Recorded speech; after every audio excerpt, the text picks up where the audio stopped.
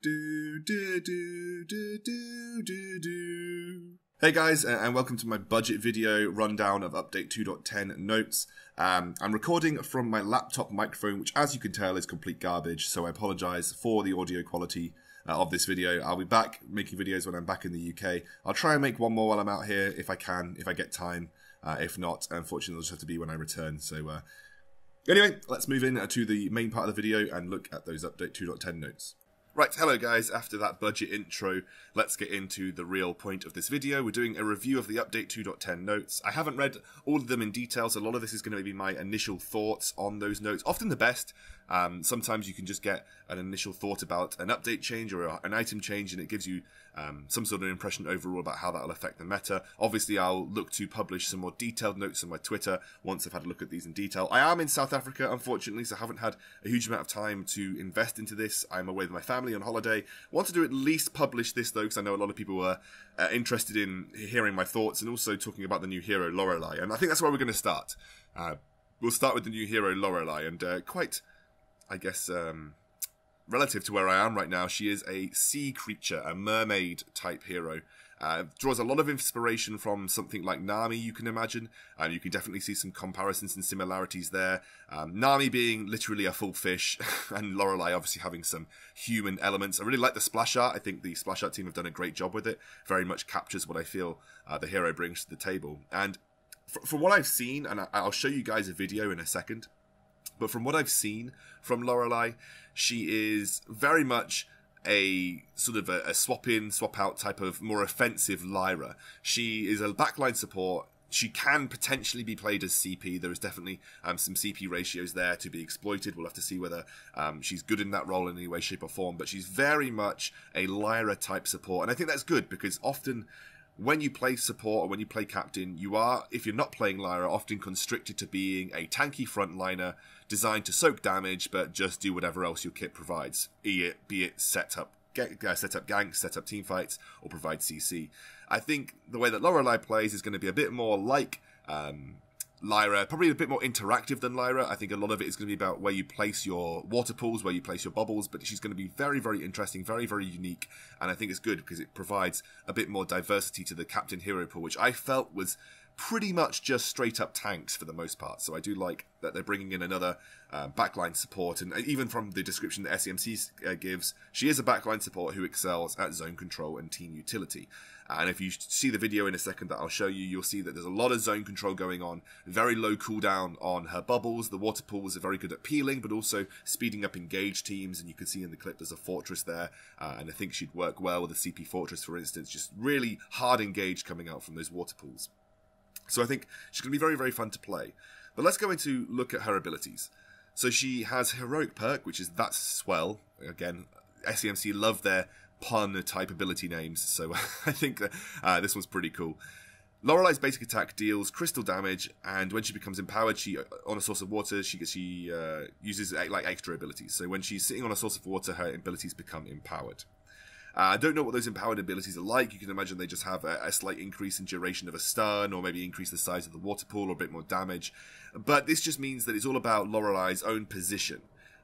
If you're going to be standing on a water pool to empower your abilities, obviously you're going to be having to play around either peeling with Lorelei on those water pools, or just looking to empower abilities as you're rushing onto them with your team. I think a lot of Lorelei, as you probably imagined, is about a placement of your abilities, and also noticing your own position on the map. And I think from what I've seen of her play so far, she's very much geared towards 5v5. I think whilst her abilities might seem underwhelming in a 3v3 aspect, having the ability with a large pool of the map sort of given to you as a speed up for a 5v5 team, that seems like a pretty good way to engage a fight reliably. So I think whilst she might seem underwhelming, a lot of people mentioned that she feels underwhelming in a 3v3 aspect, I think she's good, and she'll definitely be even better in a 5v5. So her A is Fish Food. Essentially, it's a targeted stun, and if you're caught in that targeted area after 0.8 seconds, there is a stun applied to any enemies in there, and then basically a pool lands on the ground for 8 seconds, dealing damage over time to enemy units inside. What I think, whilst this is great, this is literally just a targeted stun. It's a little bit like even like Nami's bubble from League of Legends. It's an area, a small circular area, that if you're standing in it after the stun duration comes out, you're going to get stunned. And obviously when you're stunned in that area, you're also going to start to receive damage over time. So if you get caught by this, a lot of damage going to come down, even in the captain role as well. What is really important to note is 8 seconds is the length of the pool. That's 8 seconds in a team fight where you can't stand on that area. And if you do, you're going to be punished for standing on that area. So when you talk about zone control, she's got incredible zone control, especially in small choke point-like areas. You know, if you're fighting in the jungle, if you're fighting around Kraken, she can set up areas in that sort of small pit where they are going to benefit her team or really negatively impact your team for 8 seconds. That is a huge amount of time to be able to sort of negatively or positively impact an area of the map. So she's very much about placement of these abilities, because if you can place them in the correct locations, you severely limit mobility options for the enemy team. And if the enemy is then forced to move through these areas, it's either going to have a negative impact on them, or you can place them in areas where it's going to positively impact your team. This is especially relevant for her B ability, Splashdown. She essentially throws a sphere of water at a target location, creating a large pool for 8 seconds again, slowing up enemies or speeding up allies. And again, this is another larger area of the map that you're going to be able to control for 8 seconds. And that 8 seconds is an ability that an area of the map that you can use to disengage a fight. You can use it to engage a fight. You can slow down the enemy team. You can set up for wombo combos by slowing down enemies in that very small choke point area. So again, it's all about zone control with Lorelei. So she's going to work well either with hard engage type teams. So if you've got a Cruel, if you've got a Fortress, people who categorically just need that extra movement speed to get on top of the enemy, she's going to work really well with those types of heroes. But she's also going to work well with heroes that benefit from that speed to kite. Things like Idris, any kind of ranged weapon power carry that doesn't really have any extra mobility in their kit. Things like Ringo and Kestrel, really good for them to be able to reposition using this ability. Vox is going to benefit from it as well. It's all about, again, location and timing of that ability, because she's got so many versatile uses, which I think she's going to become more of a 5v5 type hero. I think there is limited capability for what she can achieve in a 3v3. And again, because wombo combos are fairly limited, and when I say wombo combo, I mean that's chaining abilities together to have an impact or get a massive amount of damage to the enemy team, or whatever you want to call it. So there's limited abilities that you can do that with in 3v3, which is why I think when it comes to 5v5, with that kind of gameplay is going to open up to a greater extent. You're going to see her really come into her own. But, you know, if you combine her with the likes of, I don't know, a Lance, Weapon Power Lance, looking to get a big impale off, you know, needs to use that movement speed to set up for the right location. You use it in a choke point area, Lance can run in and Githian wall. There's a lot of different ways that you can use Lorelei, but for sort of the major impression that I'm getting is that she's a great peeling hero, so really good peeling for the backline, a little bit like Churnwalker was for those ranged carries, but this time you're going to give them that ranged movement speed boost. And a lot of teamfights essentially are won on the ability to have high amounts of movement speed. You know, someone like a Rhyme is going to love a Lorelei because he is a movement speed dependent carry. So having Rhyme with Lorelei, this is before I've even seen update notes, by the way, Rhyme might have got nerfed, but regardless, you know, Rhyme is someone who needs movement speed to function, and Lorelei provides that in a huge amount, whilst slowing the enemies too, so she's going to work really well with those types of heroes. Waterwall Ultimate. This is basically a Gwen B, so this is basically Gwen's Skedaddle, but you can use it on anybody in your team, and so it's just movement impairing effects, and those include stuns, roots, you know, anything like that. So anything that Gwen can cleanse with her B, Lorelei can cleanse with her ultimate. It will not impact things like, well, it shouldn't impact things like Fin Hook. It shouldn't impact things like Glaive Afterburn, because they are movement displacement effects. This is just movement impairing effects. So anything that you can cleanse with Gwen's Skedaddle should be able to cleanse with Lorelei's ultimate. And again, it grants a large barrier, so you get a huge amount of shielding onto that specific target. Again, super good if it's against a dive composition, they're trying to dive your backline. You grant them the ability to be free of snares or stuns. They can then look to move back and kite. They get a huge barrier to prevent burst, and then also you have that slowing pool of water, or also speeding up pool of water for your team, deployed on that area that you cast the barrier. So in general, you can see how useful she's going to be at protecting those backline carries, whilst also having good utility on those diving carries. Because imagine if you use this on a Cruel, for instance, you use Waterwall on a Cruel, he's running in, he classically would get stunned while running in, you cast this on him, and suddenly he's able to continue his run at the enemy, whilst granting an area of the map which allows you to catch up to Cruel. More than often than not, when you're playing with a Cruel, he'll often charge into the team and you won't have any way of catching up to him because he's just so quick, and then he's left by himself 1v3ing and he dies and you lose the team fight. This allows Cruel to survive, negate any stuns or snares, get into the team, and then it also provides an area of the map that you can essentially use as an acceleration gate to catch up to Cruel, who's already way ahead of you. So lots of different uses for Waterwall. I think this is going to make Lorelei an incredibly fun hero. So we've talked a little bit about Lorelei.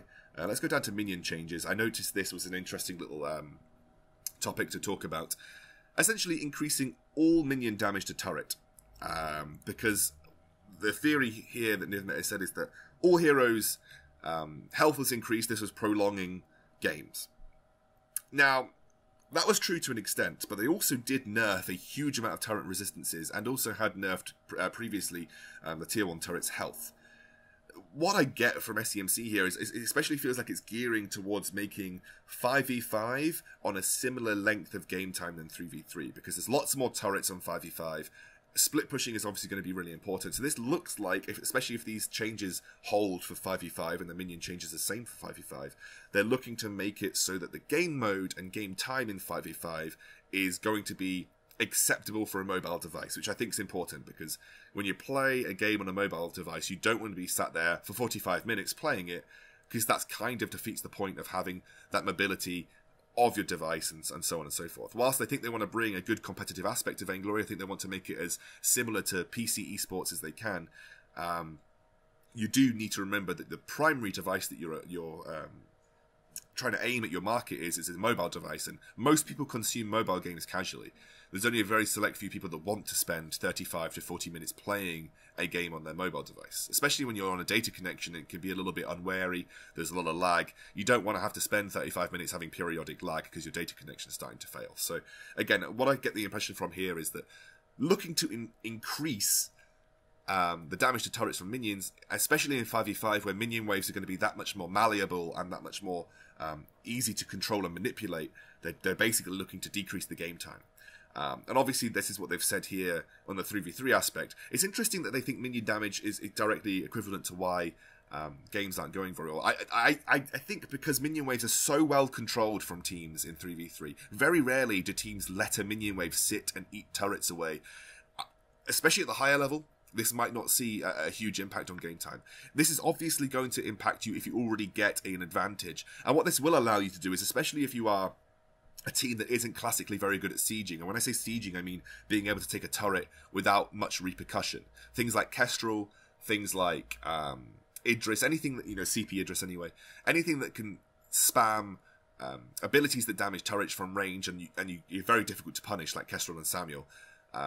They're going to take turrets quicker this way, but also this minion damage is going to help if you have a melee-focused composition where you can't actually do the same thing as a Kestrel and Samuel, and your time on the turret is limited and precious. So when you have a melee composition, you get an advantage and you look to siege a turret. Often, especially if there's some wave clear left on the enemy, the time that you have on a turret is very precious, and what this is going to do is make that time a little bit more valuable. But it is just going to make siege compositions better. So people like Kestrel and Samuel who can siege from range, it's going to just make these guys better at what they do already, but it's also helping people who are pretty crap at that to get a bit better. Right, hero balance. Alpha has been a reliable keep. Yeah, so I looked at this, basically increasing the cooldown on her ultimate. I don't really think that changes why Alpha was good. Alpha was good because of Aftershock, and I know they have changed Aftershock. We'll get onto that soon. There was a point where it did feel like Alpha was definitely coming off cooldown on her ultimate way too quickly. But I don't think that was the major problem with Alpha. Alpha's ultimate has always been a sideline to what makes Alpha good. Very rarely as a CP Alpha do you end up proccing your ultimate to win a fight, or often it's just to survive in most aspects. So CP Alpha was good because Core Charge was such a good ability with Aftershock. So depending on the changes to Aftershock, I don't think this is going to change Alpha much. We'll have to see. I think it's basically like a token change to Alpha to try and make her a bit worse later on. But realistically, you very rarely used your ultimate. And you very rarely fought when your ultimate wasn't up and available already. And essentially, 10 seconds, unlikely to make a difference because you're always going to be waiting for your ultimate up to force a fight with Alpha anyway. So this is going to make very little difference, I think, to Alpha overall. The biggest change will be those Aftershock changes, which we'll get to shortly. Julia's Gift, that's huge because the reason Arden was so good was because he healed so much. The massive changes to the overall health pool from Arden meant that 1.5% of his missing life was much greater than it was previously.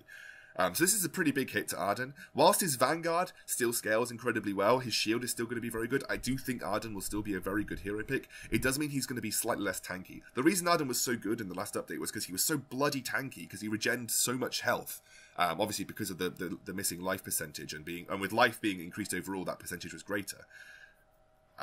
This just means he's going to be a little bit less tanky and a little bit more less durable to damage. But you're still going to get the big Vanguard, and he still has a pretty hard-hitting blood for blood. So Arden's still good, just need to be a little bit more careful about where you take your damage. You can't just tank everything for days now. Oh, Baron has had some pretty significant changes. Movement speed up. I definitely think this would be important for Baron. He's been on a bit of an awkward area where they've increased his damage, they've lowered his damage, but obviously just being a slow dude makes you pretty easy to hit. So pretty massive increased movement speed for Baron. Let's have a look at the fight. They basically reduced the cooldown on Porcupine Mortars, and they've reduced the energy cost. This makes CP Baron a bit better, but also really does benefit Weapon Power Baron. Porcupine Mortars were a very good way to peel against enemy threats. You know, you just spam them, they slow down an enemy, and that allowed you to get a pretty significant amount of damage down whilst repositioning. So with the increase in movement speed and the lowering of Porcupine Mortar cooldown, this is going to allow Baron to be a bit more flexible in his own positioning, not relying on his jumps.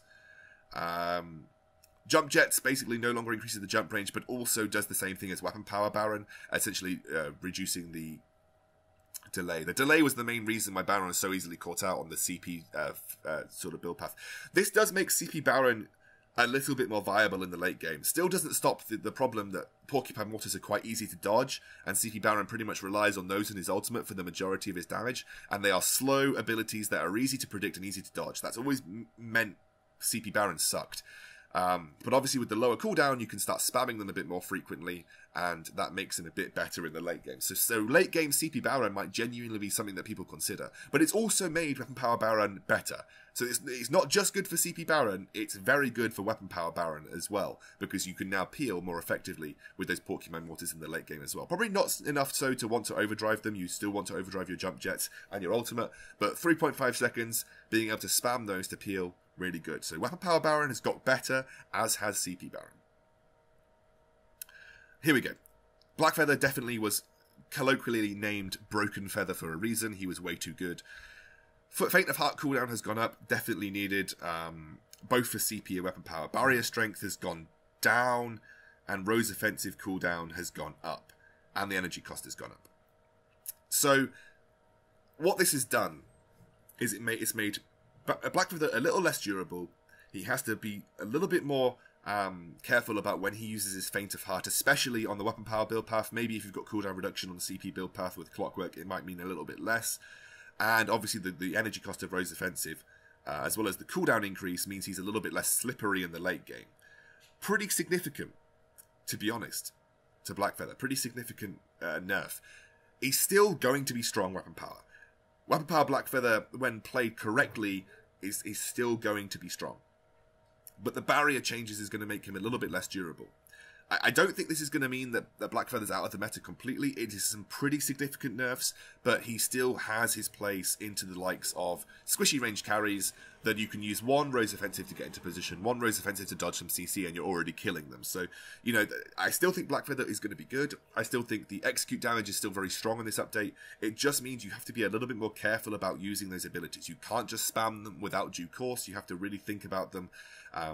And obviously it also makes him a little bit less durable with that on point, especially the CP variant. You were able to get huge amounts of shield, and obviously this is going to affect him just a little bit. So Blackfeather's still good in specific scenarios. I still think he's going to be good overall, but this is just making him a little less of, I'm going to spam all of my abilities whenever I want.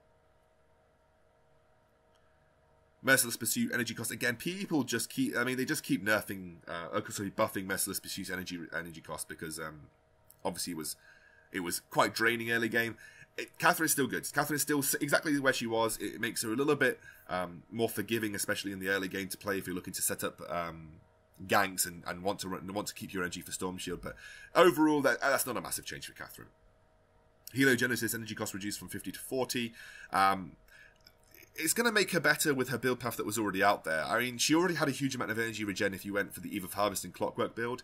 This is just going to be that now that if you get one energy regen item, you're going to be a bit more durable. Something like if you go, a lot of people like to go Eve of Harvest very early on in Celeste, you're just going to have that ability to spam Heliogenesis a bit more. It makes Celeste better with an Eve of Harvest spike. That's basically it. You know, she's going to get slightly better with Eve of Harvest here. Flicker. I mean, they're really trying to buff Flicker into the meta. Cooldown reduced on Fairy Cloak and Mooncloak. Trying to improve Flicker's unique selling point, which is the stealth. But still, again, he is a Snowball Captain. He will always be a Snowball Captain. His utility is so limited, unless playing a specific composition, that this is not going to make Flicker meta. Flicker will be a great 5v5 hero. Stealth is going to be so broken on the 5v5 map. 3v3, still exactly where he was before. A stealth hero that snowballs as a captain role and works with specific compositions. This doesn't make Flicker meta. Right, let's have a look at Glaive Changes, because Glaive was kind of out of the meta for a previous couple of updates. Let's have a look at what this has done for Glaive. Crit chance has gone up by pretty significant amount. Energy cost has gone down as well, which is good because obviously Glaive was pretty energy hungry, which was what made Spell Sword a really attractive item on him because Glaive was so energy hungry. This is going to reduce his reliance on that, especially with the energy reduction, and obviously increasing his Blood Song. I think this is going to make Glaive pretty good, especially with the Poison Shiv builds. You know, you're going to have a lot of sustain coming through here, especially post level 6, and you've got a lot more natural crit. So yeah, I think this is really, really good for Glaive. Poison Shiv build, Sorrowblade Poison Shiv, you're going to get a huge amount of healing. You've got an increase in natural critical strike here. Glaive could be coming back into the meta, guys. Definitely keep your eye on him. Let's have a look at Grumpjaw. Stack fall off increased from 1 second. Stack charge time decreased. Damage per stack increased. I mean, I never really thought that Grumpjaw was kind of out of the meta completely. I still think Grumpjaw, especially weapon power, with the changes to Tension Bow and with, you know, Tyrant's Monocle, double Tyrant's Monocle build being really good right now, I still think Grumpjaw was perfectly okay.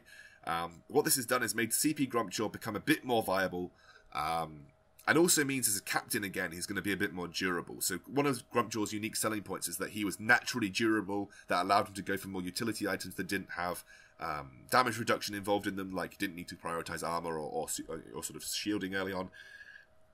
This has definitely made Grumpjaw better.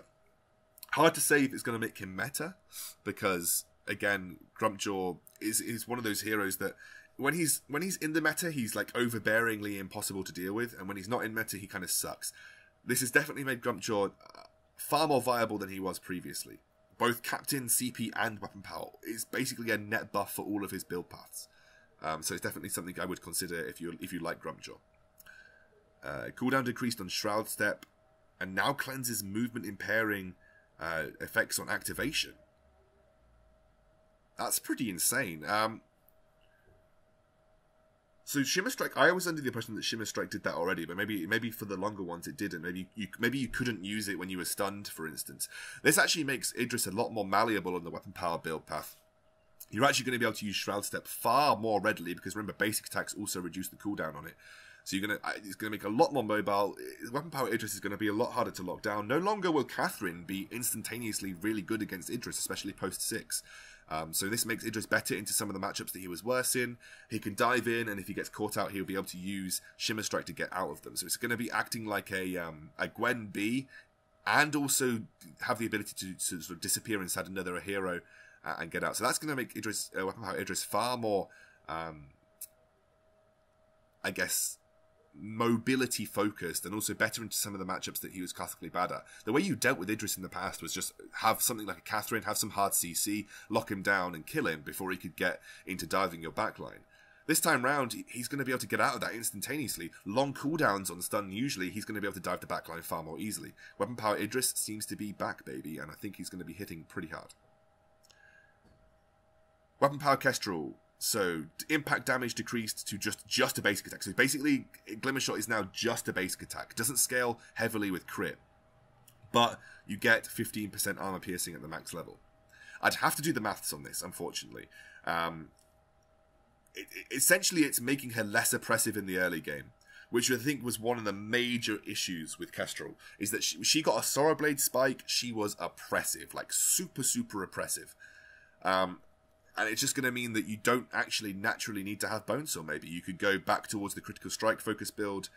You could maybe have a Tension Bow focus, but you don't need Bonesaw. But adding Bonesaw is going to also massively increase your ability to deal with Metal Jacket. So what this has done is it's made...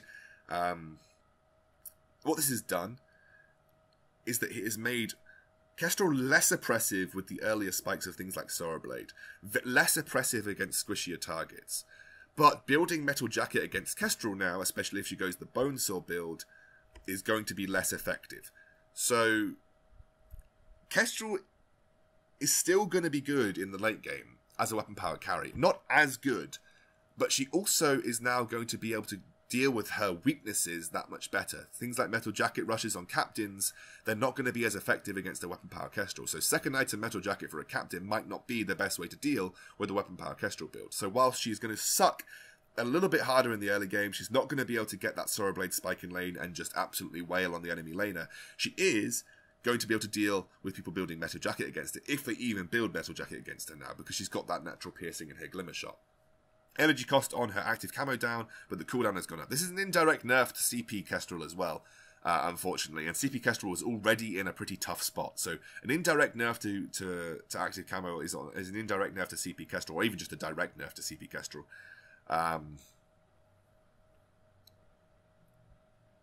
But it also means that Weapon Power Kestrel is going to get hit pretty hard too. The energy going down wasn't that much of a big deal to CP Kestrel, but it's definitely a bigger deal to Weapon Power Kestrel. Yeah, so CP Kestrel got worse, Weapon Power Kestrel has got worse, but has also dealt with some of her weaknesses in the late game a bit better. Cruel, health reduced, probably better.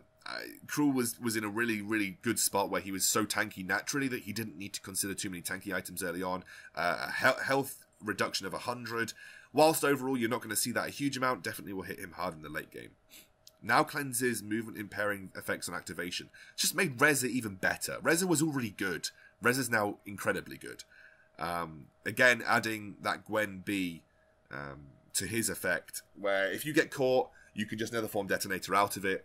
If you get stunned up and you're afraid of getting wombo comboed, like getting locked up in a Lance Impale or something, you can now just use this to get out, dodge to the backline, deal with something. This has made Reza even better. Reza was already good, he's got even better. Obviously the Aftershock changes will hit him slightly, but hey. Armor and shield reduction, weapon power reduced. This was definitely needed. Weapon power sword was dumb. It's going to make him weaker to what he was weak against already, which was that hard CC and the ability to dive and focus him, so he's going to go down quicker.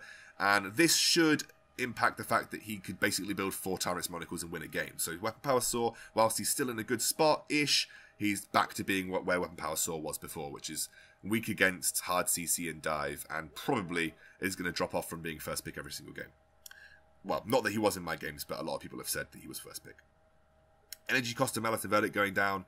Yeah, it's good. Samuel was in a tough spot. Really hard to duel against some of the other CP carries. Also will make him slightly more effective against his good matchups like Rhyme. You'll definitely see Samuel slip back in. Might even see a bit of lame Samuel. Skye, damage increased on her forward barrage. Energy cost gone down. So Skye, we nerfed Skye way back really hard. Now we're just trying to slowly creep Skye's power level back up so she can actually be viable again. Skye, interestingly enough, was really viable in the previous update simply because she was good into some of the heroes that were really good, like Rhyme. This is going to, again, a little bit of the base increased damage is going to make her pretty solid. She won't have to rely on her scalings as much, and Skye definitely still going to be in the meta. Scarf's getting more tanky, that's good. Scarf was in a crap position. I don't think this is going to make him awesomely good, but it's definitely going to make him slightly better.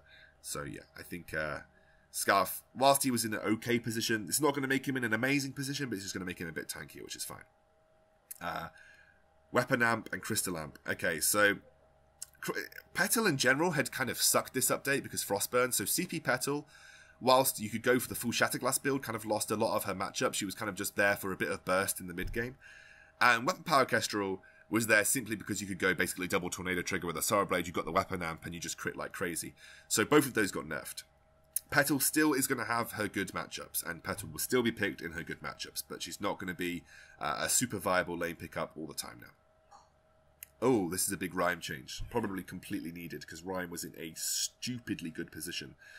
Crystal ratio on basic attacks gone down, and damage fortified health increased. So basically, they're trying to shove Rhyme into that box of He's there to be a sustain but lowish damage output carry. So we want him to be tanky and survive longer, but not burst people pretty quickly. And I like this because the main problem that I had with Rhyme was that his basic attacks just hit so bloody hard. So this is one of the major reductions that I think is a really good move. Let's have a look at Winterspire. First Spire base damage down a significant amount. Second damage down a significant amount. I think this change that happened in the hotfix. And this is the change that happened in the hotfix. But the range has gone up. So, major damage reductions to Rhyme. Major damage reductions. But the range before overdriving has gone up. I don't know how much of a difference that makes, really. I think his early range is obviously limiting, but the overdrive range is still the same. So post level 8, you're not rewarding Rhyme for all the massive nerfs that you've just given to him. You're making him tankier. Or at least, actually, you're not even making him tankier. You're just allowing him to keep up with the damage reduction. This is just a flat damage nerf to Rhyme. I think this is enough to make Rhyme fall back to where he was. He's a pocket pick against melee heroes. I think this is a major hit to Rhyme. Really do. Basically making him better against melee heroes. He's a sustained crystal damage bruiser. That is a massive damage nerf to his base damages. Massive damage nerf. I mean, that is a huge amount of damage that is going to go down in the early game. It's going to make him slightly better in the jungle early, but you've nerfed his damage enough so that you're just equivalating a massive bad change with a kind of good change. I think Rhyme's maybe off the menu for the moment, guys. We'll have to test him, but that's way too big of a nerf to the base damages and the risk ratios that happened previously to keep him in a position where he was first pick every time. Just don't think it's... And also, you haven't rewarded him for overdriving the ability. The overdrive to the ability remains exactly the same. You only need to get 3 levels in your old Rhyme Winterspire to make it the same. And how hard is it to get 3 levels in Winterspire? Not that hard at all. So yeah, Rhyme sucks. Kind of sucks. Energy cost decreased on Twirling Silver. Again, you know, that was fine. I don't think it makes any major changes to Ringo. It's going to make his early game sustain for a weapon power build path a little bit easier. But again, not a huge change to Ringo. It means you can trade a bit better in lane without running out with energy. That's good if you like weapon power Ringo. And also maybe if you like CP Ringo too. Here we go. Crystal power build path. But crystal ratio has gone up. Cooldown decreased. Skedaddle now blocks displacements. Okay, so this is what I was actually thinking about, because we had so many changes to movement pairing effects that I was thinking, well, this makes Gwen's B ability suck, right? Because this is just, everybody's just getting Gwen's B ability for free. So, now blocks displacements, now essentially makes Skedaddle a total reflex block. Because the problem with Skedaddle previously was that it didn't block things like Afterburn, it didn't block things like Fin Hook, anything like that. So this makes Gwen's B a total reflex block. If you have B up, you have a reflex block. A total reflex block. Really important to note that. Also means that CP Gwen, the ratio is going up and the cooldown's going down. This might make CP Gwen with Spellfire, which I think is a really good item on CP Gwen, a bit more viable. The problem with CP Gwen always has been that you need items to get good, but now that you've got a free reflex block, and your ratios and cooldowns have ratios gone up and your cooldown's gone down, CP Gwen might definitely be good against, especially against ranged heavy focused compositions. CP Gwen has always been good against the likes of Celeste, any ranged weapon power carry, anybody without hard engage. So with the Crucible and her B, CP Gwen could be very difficult to deal with. Let's have a look at item balance. Duration increase on Aegis. That's really good because now a timely use of the Aegis, or I'm guessing Crucible as well, is going to result in you being able to block a couple more abilities as if the enemy doesn't time them correctly. It also gives you a bit more time to reposition, so I think that's needed. Because Echo made it so difficult to deal with these kind of abilities. Aegis is going to allow you to maybe deal with the Katherine Batiste composition a bit better, you're allowed to reposition a bit more. It also means if you're bad at hitting reflex blocks, you're going to be better at hitting reflex blocks now, potentially, because you have a bit more time to work with.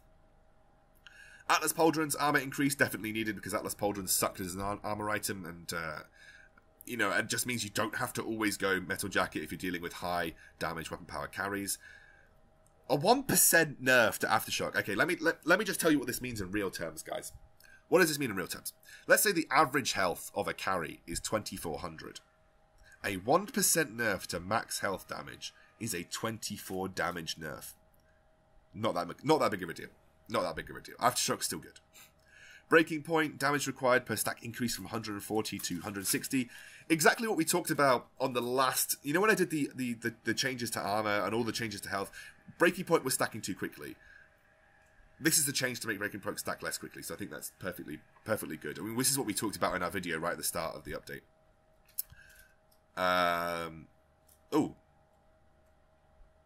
So, okay, so Clockwork's getting a buff. Clockwork was already good, so now Clockwork getting a buff is pretty insane. Clockwork was good, it's just better. Again, Crucible damage and health increase as well. I think that's because of the disparity between Dragonheart. The combination items of Crucible gave you more health than Crucible did, so the changes here are just to make it so that buying Crucible feels like you're getting a bit more health. So they've changed they basically reduced the health on Dragonheart and given it to Crucible, which is perfectly fine. Again, duration going up means it gives you a bit more flexibility and more time to deal with the massive amount of CC being thrown at you from things like Echo. Echo is cooldown from 15 to 10. Echo multiplier increase from 15 to 100. I mean, it's not a massive deal for those abilities that have a sort of an 8-second, 10-second cooldown, because the base cooldown decrease means that realistically you're going to see an equivalent change. So if you're using this to echo a Githian Wall, if you're using this to echo a Vanguard, if you're using it to echo a lower cooldown ability, you're not going to see a massive difference. You're going to see a massive difference if you're using it to echo a Gauntlet or something like a Blast Tremor. But realistically, I don't think it's enough to say I don't want Echo on those kind of captains. It's just a good item if you have a good ability to Echo. So if you have something like Blast Tremor or Gauntlet, the cooldown doesn't really matter because you're going to wait for the cooldown to try and force a fight regardless. Echo is still fine on those captains that have massive impact abilities. Energy Battery, Eve of Harvest, these are just the energy changes. Frostburn price has been decreased, and that's important because Frostburn sucked. So yeah, I think keeping it as a utility item is fine. Still makes it more of a utility item, and the price tag represents a utility item. Energy changes, we talked about that. Okay, this is just a clearing up sell prices. Interestingly enough, Shield Pierce on Piercing Shard has been increased. This means that you can have a Piercing Shard and focus on other items and still have a good amount of pierce to enemies carries, enemy carries shielding. That's fine. Tornado Trigger bonus crit reduced from 15 to 20% to 15%. That's interesting because I think people who've benefited from a double tornado trigger, which is literally just things like Petal. Yeah, it definitely hits tornado trigger, but often if you're going to go, there was very few carries that would actually go full double tornado trigger. So this is just going to make double tornado trigger a bit worse. It maybe forces you to go tornado trigger and a Tyrant's Monocle as a necessity. So have a look at Spellfire. This was an item that was definitely in a weak place. So Crystal Power, 15 to 50. Oh, you're basically just getting extra damage on Spellfire. It's not a huge amount of extra damage, but it's extra damage nonetheless. CP Gwen Baby could really be a thing. It's not a huge, like I said, it's not a huge amount of extra damage. It's 50 over 4 seconds. So realistically, you're adding what, like,